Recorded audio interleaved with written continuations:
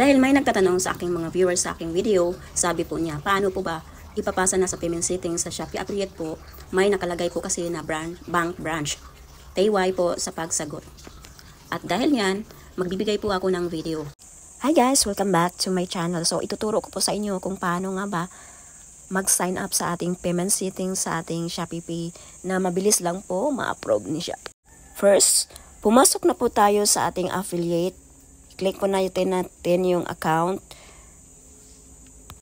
Then, i-click po natin yung nasa taas na settings. Dito tayo dadalhin sa ating payment settings mga kaprobinsyana.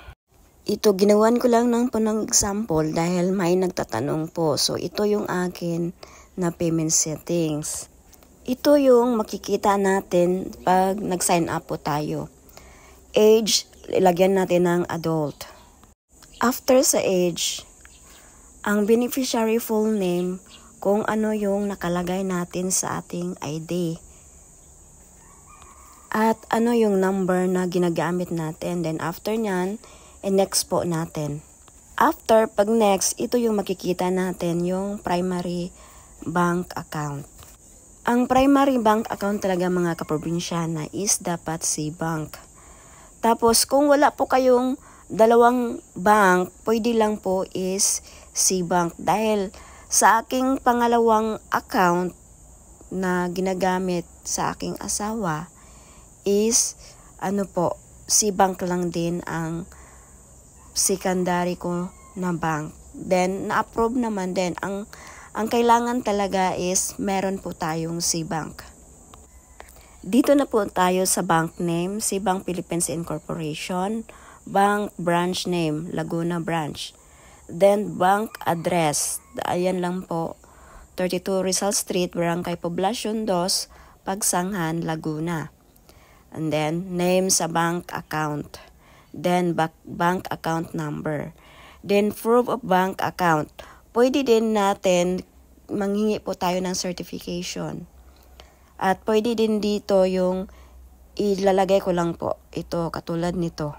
Ito is nakukuha ko sa ating C-Bank account, sa ating apps. At yun ang gagamitin natin na proof of bank ownership.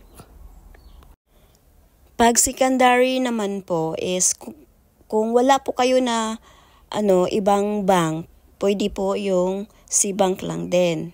Kasi ang alam ko lang is kahit malaki po yung sasahurin nyo, katulad yung aking pangalawang